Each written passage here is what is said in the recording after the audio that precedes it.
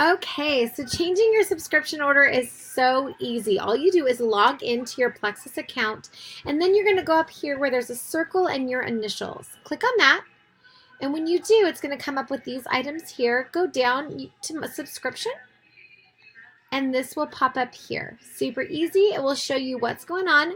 You hit view and edit.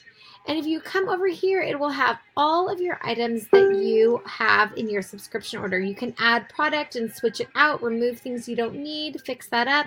But really, if it's just about the date, then you come up here, hit change date, and then you can push it out to whenever you want. If you don't need it in March, move it out to April, click a date, scroll down, hit update, and it will change right there. And that's it.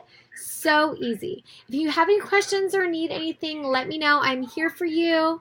Hope you're having a great day.